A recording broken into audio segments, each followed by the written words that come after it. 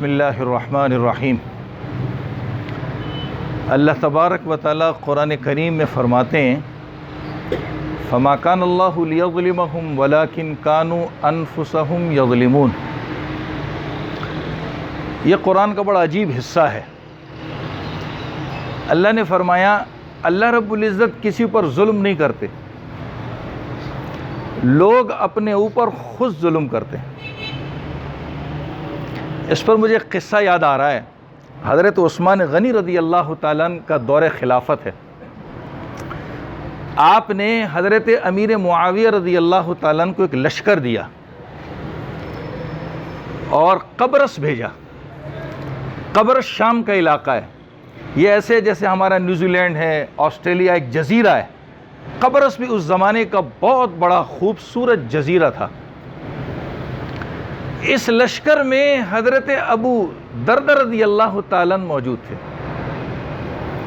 حضرت جبیر بن نفیر رحمہ اللہ فرماتے ہیں جب قبرص فتح ہو گیا اور مسلمان جیت گئے تو حضرت ابو دردہ رضی اللہ تعالیٰ عنہ ایک جگہ بیٹھ کر رونے لگے۔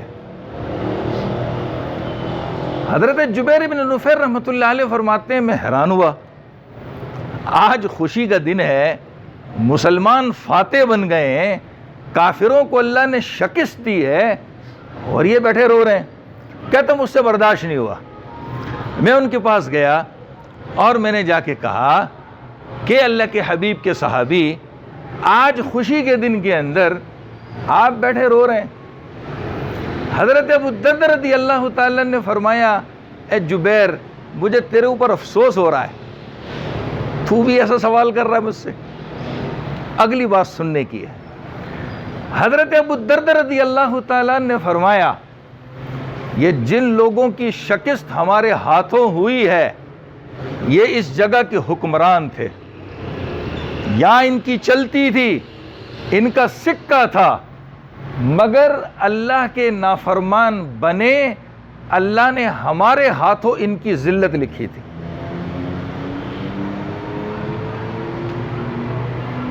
اللہ نے ہمارے ہاتھوں ان کی ذلت اور شکست لکھی تھی، آج یہ برباد ہو گئے۔ جس ملک کے یہ مالک تھے اللہ نے ان سے چھین لیا، اللہ تعالیٰ نے ان سے چھین لیا اور آج مسلمان اس کے مالک ہیں۔ صرف یہی وجہ ہے، انہوں نے خدا کی نافرمانی کی، اللہ نے اپنی نافرمانی کے بدولت ان سے زمین بھی چھین لی۔ اس پر مجھے ایک حدیث یاد آ رہی ہے، بڑی عجیب حدیث ہے، بڑی عجیب حدیث ہے۔ بنی اسرائیل کے زمانے میں اللہ تبارک و تعالیٰ نے ایک قوم کو پکڑا۔ جب ان کو پکڑا تو میں اپنے الفاظ میں سنا رہا ہوں حدیث کو تاکہ سمجھ آ جائے۔ جب ان کو پکڑا تو ان پر بھی بڑی عجیب کیفیت اور بڑا عجیب غلبہ تھا، جیسے آج ہمیں کچھ سمجھ نہیں آ رہا کیا کریں کیا نہ کریں۔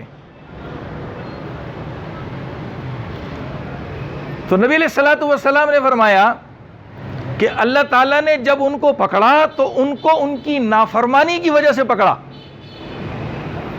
اور جب اللہ تعالیٰ نافرمانی کی وجہ سے پکڑتا ہے تو ان کو نشان عبرت بنا دیتا ہے۔ اسی میں دوسری حدیث ملا رہا ہوں تاکہ بات سمجھ آ جائے۔ نبی نے فرمایا جب انسان اللہ کی فرما برداری کرتا ہے، اطاعت کرتا ہے، اللہ کی مانتا ہے، اللہ پہلا فائدہ کیا دیتے ہیں؟ سنیے غور سے، بڑی عجیب حدیث ہے خدا کی قسم۔ پہلا فائدہ دیتے ہیں اللہ اس کی روزی بڑھا دیتے ہیں۔ ہم روزی کمانے کے لیے جاتے ہیں نا، گھروں سے نکلتے ہیں لیکن دماغ گھر میں ہوتا ہے، پتہ نہیں گھر والے کیا کر رہے ہوں گے، کس حال میں ہوں گے۔ دوسرا فائدہ اللہ پیچھے والوں کی حفاظت کرتا ہے، روزی میں برکت دیتا ہے جو روزی کمانے کے لیے جا رہا ہے۔ گھر میں جو پیچھے بیٹھے ہیں اللہ تعالیٰ ان کو اپنی حفاظت میں لے لیتا ہے، ان کے اندر برائی نہیں آتی، مصیبت پریشانی تکلیف نہیں آتی، اللہ ان کی حفاظت کرتے ہیں، اللہ تعالیٰ ان کی حفاظت کرتے ہیں۔ پھر فرمایا کہ ہم اپنی برکتیں ان کے اندر چھوڑ دیتے ہیں. 3 باتیں ہو گئیں. لیکن جب یہ لوگ اللہ کی نافرمانی کرتے ہیں، اللہ بچا لے، کہا میں ان کے اوپر اپنی پھٹکار لعنت برساتا ہوں. صرف لعنت برسانا کافی نہیں، اگلا جملہ بڑا خطرناک ہے. نبی نے فرمایا اللہ فرماتے ہیں میری پھٹکار جب ان پر برستی ہے 7 پشتوں تک برستی رہتی ہے. یہ جملہ بڑا عجیب ہے. جب میری پھٹکار ان پر برستی ہے 7 پشتوں تک یہ پھٹکار ان پر برستی رہتی ہے.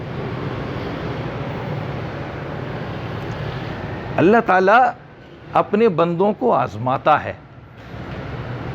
آج ہم بھی آزمائش کی گھڑی میں، ہم بھی پریشان ہیں، کچھ سمجھ نہیں آ رہا کیا کریں کیا نہ کریں. ایک موقع پر رسول کریم صلی اللہ علیہ وسلم کا حال یہ تھا کہ تیز ہوا چلنے لگی جیسے بارش سے پہلے ہوتی ہے. تو اللہ کے نبی کبھی گھر میں جا رہے کبھی باہر آ رہے. لوگ خوشی منا رہے. کیوں منا رہے؟ کہ ٹھنڈی ہوا چل رہی ہے، بارش ہوگی، ہمیں فائدہ ہوگا.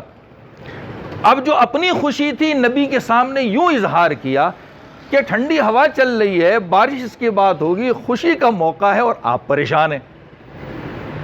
کہا میں پریشان اس لیے ہوں کہ اللہ نے پچھلی قوموں پہ جب عذاب دیا تھا تو ایسے ہی معمول کی چیزوں میں عذاب آیا تھا. جیسے یہ ٹھنڈی ہوا معمول کی ہے، تم سمجھ رہے ہو کہ اس کے بعد بارش آئے گی. پچھلی قوم بھی ایسے ہی سمجھ رہے تھے، لیکن ان کے اوپر جب یہ بادل آیا تو بجائے اس کے کہ برستا، اس نے اندر سے آگ برسا دی. مجھے خوف اس بات کا ہے، مجھے ڈر اس بات کا ہے. تو نبی علیہ الصلوۃ والسلام معمول کی چیزیں جب وہ خلاف توقع آتی تو پریشان ہو جاتے تھے، سوچتے تھے. آج ہمارے لیے بھی سبق ہے کہ آج اگر ہم پھنسے ہوئے ہیں، مشکل کے اندر ہیں، تو کیا وجہ ہے. میں جو سمجھتا ہوں اپنی بات کرتا ہوں، وہ بھی حدیث کی روشنی میں، ایسے نہیں. آج ہمارے اندر 2 کمی آ گئی، اور یہ دونوں کمیاں انسانوں کے گناہوں کی وجہ سے آتی ہیں. یہ دونوں کمی جو ہوتی ہے یہ انسانوں کے گناہوں کی وجہ سے ہوتی ہے. پہلی چیز مسند احمد کی روایت ہے، رسول کریم صلی اللہ علیہ وسلم نے فرمایا اللہ تعالی بندوں کو رزق سے محروم کر دیتا ہے ان کے گناہوں کی وجہ سے. یہ نبی کا فرمان ہے. جو میں سمجھاؤں وہ بتا رہا ہوں احادیث کی روشنی میں. یہ حدیث ہے جو میں نے سنائی ہے، مسند احمد میں موجود ہے. اللہ تعالیٰ بندوں کو روزی سے محروم کر دیتا ہے گناہوں کی وجہ سے. کوئی کرونا نہیں ہے، ہمارے گناہ کرونا ہے. کوئی کرونا نہیں ہے، ہمارے گناہ کرونا ہیں. یہ کرونا وائرس آج لاک ڈاؤن ہے، سب کچھ ہے، سب حکومت کو گالیاں دے رہے ہیں.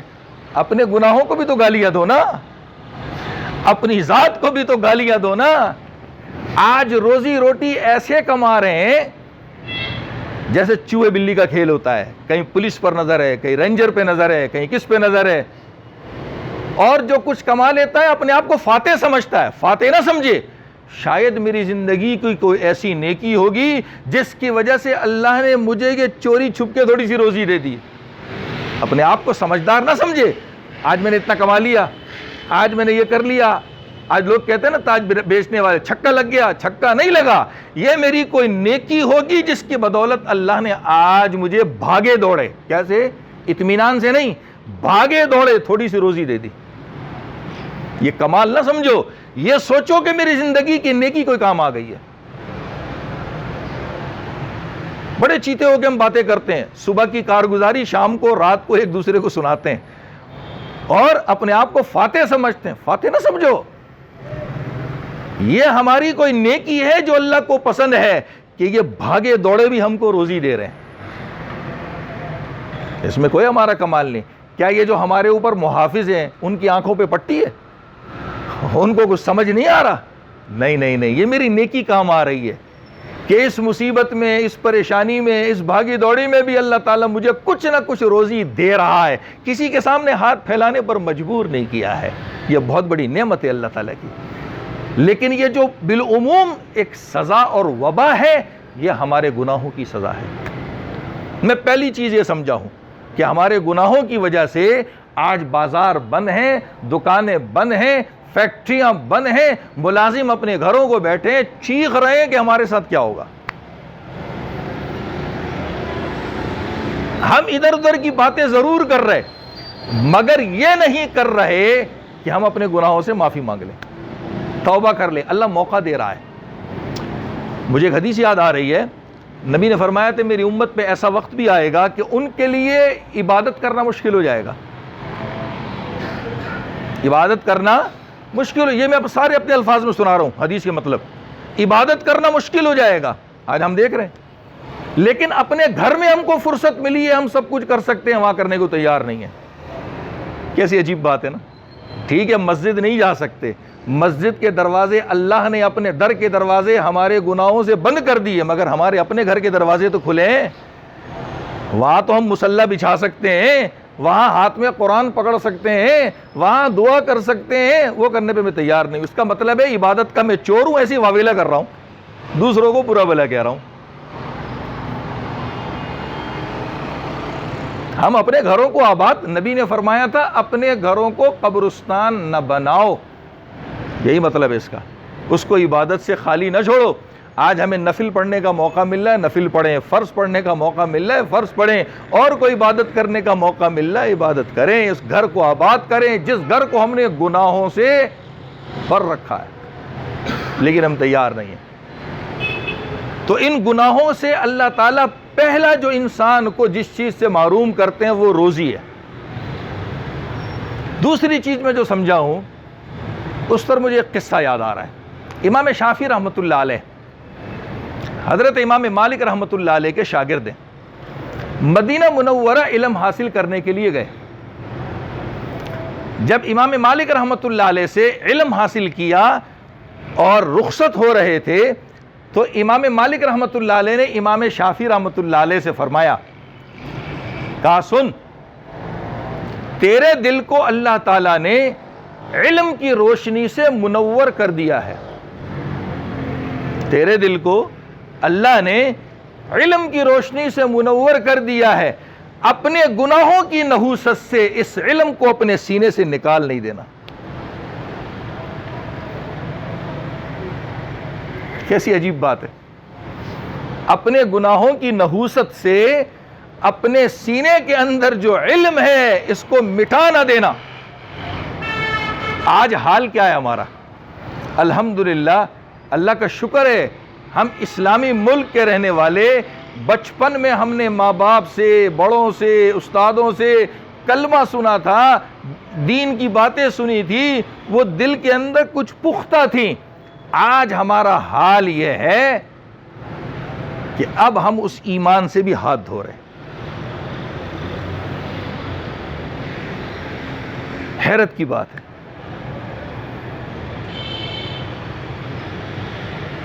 ایمان سے بھی ہاتھ دھو رہے ہیں۔ ایمان ہم سے جا رہا ہے، ایمان ہم سے رخصت ہو رہا ہے، اس کی اور کوئی وجہ نہیں ہے، سوشل میڈیا ہے۔ ہر آدمی اپنے آپ کو، میں جو سمجھتا ہوں وہ اپنے آپ کو نبی بھی سمجھتا ہے، جبریل بھی سمجھتا ہے، سب کچھ سمجھتا ہے، آ کر دین ایسے جھاڑتا ہے، سننے والا پریشان ہوتا ہے، پتہ نہیں صحیح کہہ رہا ہے کیا کہہ رہا ہے۔ میں اس کی ایک مثال دوں، اور یہ مثال اس لیے دے رہا ہوں کہ مجھ سے ایک صاحب نے باقاعدہ فون کر کے پوچھا بھی، چند دن پہلے آپ نے میڈیا پہ سنا ہوگا کہ جی ہم گورنمنٹ سے درخواست کرتے ہیں کہ ایوان صدر کے اندر جو ہے ایک جماعت قائم کی جائے، وہاں امام کھڑا ہو اور سارے اپنے اپنے گھروں میں آن لائن ہو جائیں، اس امام کے پیچھے نیت باندھ کے نماز پڑھیں۔ آپ نے سنا ہوگا۔ مجھ سے ایک صاحب نے پوچھا ہم ایسے نماز پڑھ سکتے ہیں؟ تو آپ کو پتہ ہے پھر میں تھوڑا سا پاگل کھوپڑی کا آدمی ہوں، تو میں نے کہا پلیٹ آپ اوپر رکھ لیں اور صرف زبان اس کی طرف کرتے رہیں، کھانا بھی اندر چلے جائے گا آن لائن۔ اللہ نے مجھے تھوڑی سی پاگل کھوپڑی دی ہے، میں نے کہا پلیٹ اوپر رکھے، منہ سے اوپر، اس تک نہ ہاتھ جائے نہ زبان جائے، بس زبان لٹکا کے اشارے میں کھانا کھا لے، شاید پیٹ بھر جائے گا۔ اگر کسی ایک کی عقل خراب ہو گئی ہے اور وہ پاگل پن کی بات کر رہا ہے تو کیا ہم اسے بھی دین سمجھ کر کے اب لوگوں سے پوچھنا شروع کر دیں ایسا ٹھیک ہے؟ اس پر تو پھر وہی بات ہے جو نبی نے 1400 سال پہلے فرمائی تھی، صبح مومن ہوں گے شام کو کافر ہوں گے، شام کو مومن ہوں گے صبح کافر ہوں گے۔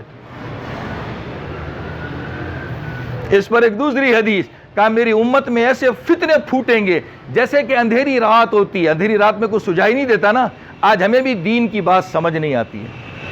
یعنی ہمارے گناہ اتنے اس کی نحوست ہو چکی ہے کہ ہمارے دل کے اندر جو ایمان کی تھوڑی بہت روشنی اور نور تھا اب وہ بھی مٹتا جا رہا ہے۔ اللہ ہم سب کی حفاظت فرمائے۔ لگتا ایسے ہے کہ اگر کوئی یہودی کوئی عیسائی بد مذہب اس کو بھی غلط بات کو قرآن حدیث کا نام دے کر پیش کر دے تو ہم اس کو ماننے کے لیے تیار ہو جائیں گے۔ یہ گناہوں کی نحوست ہے، ایک روزی چلی جاتی ہے اور ایک اللہ تعالیٰ نے جو سمجھ دی ہوتی ہے وہ ختم ہو جاتی ہے، علم جس کو کہتے ہیں اللہ چھین لیتا ہے۔ تو امام مالک رحمۃ اللہ علیہ نے اپنے شاگرد امام شافعی رحمۃ اللہ علیہ سے فرمایا تھا کہ تیرے دل کے اندر جو علم کا نور ہے اسے اپنے گناہوں سے نہ مٹانا۔